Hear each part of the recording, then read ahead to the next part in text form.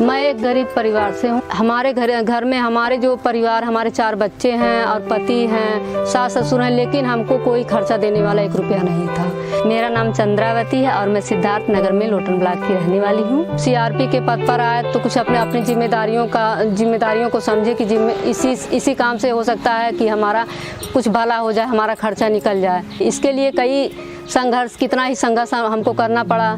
पहली बार जब हमारे पति लेकर के फील्ड में गए, वहाँ पर एक मीटिंग किया गया जिसमें भैया हमारे सभी लोग आए, जिनके साथ में जब हम बैठ करके मीटिंग कर रहे थे, यह देखकर हमारे पति बहुत बिगड़े। उस समय तो कुछ नहीं बोले, उस समय खाली राउंड लगा रहे थे, दौड़ रहे थे इधर उधर।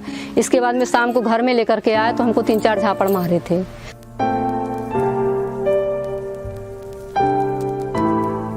तीन दिन तक तो नहीं निकले घर से। 3 दिन बाद फिर हम निकले घर से।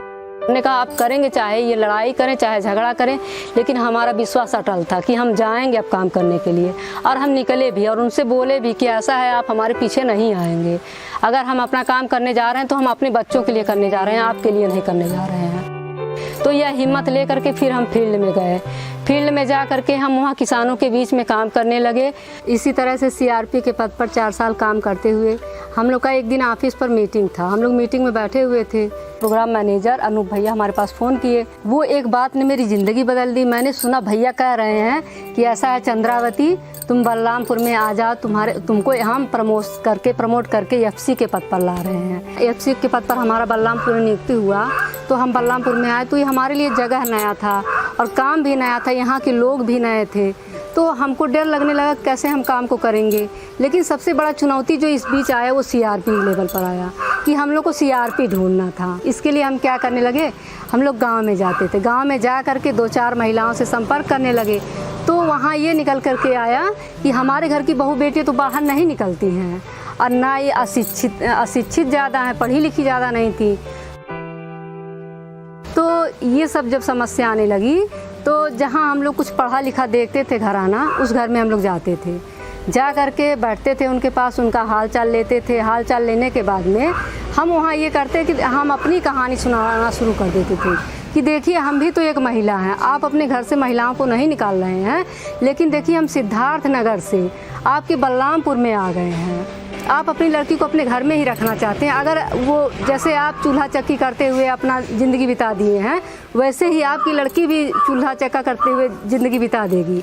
धीरे धीरे सीआरपीओ के माध्यम से ही हमारा पहचान जो है बढ़ने लगा। लेकिन इसके बाद में एक चैलेंज और आने लगा कि जब सीआरपी वीडियो दिखाती थी या समूह बैठक करती थी तो वहाँ कुछ लोग महिलाएं बैठती थी, इसके बाद धीरे धीरे उठ करके निकल जाती थी। इसके लिए हम लोग खुद बैठने लगे कुछ दिन संभालने के लिए कि जिससे सीआरपी की समझ बढ़े। इंडक्शन मीटिंग किए।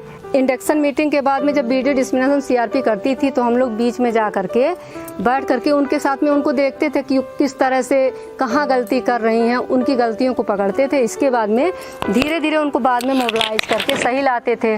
और हमारी परियोजना के तहत उनको कई बार ट्रेनिंग दिया गया सीआरपीओ को, जिससे कि उनका मनोबल बढ़ा कि हाँ हमारे पीछे सभी लोग चल रहे हैं, हम लोग अकेले नहीं हैं। जिस एफसी के पद पर हम काम कर रहे हैं उसमें तो चुनौतियां आती रहेंगी, लेकिन उन चुनौतियों को हम अपने काम के बीच में नहीं आने देते हैं और अपना काम करते रहते हैं। क्योंकि अगर चुनौती नहीं रहेगी तो हमारे काम करने में मज़ा भी नहीं आएगा। जब चुनौती रहती है तो काम करने में मज़ा आता है, हमको उसमें सीखने को मिलता है। जब हम फील्ड से थके हारे शाम को वापस घर को निकलते हैं, अगर कोई किसान मुस्कुरा कर कह देता है बहनी आज आपके कारण हमारा इतना फ़ायदा हुआ है, तो उस समय हमको इतनी खुशी मिलती है कि उसको हम अपने जुबान से बयां नहीं कर सकते हैं। उस किसान की एक मुस्कुराहट हमारा काम करने का पूरा मनोबल बढ़ा देता है।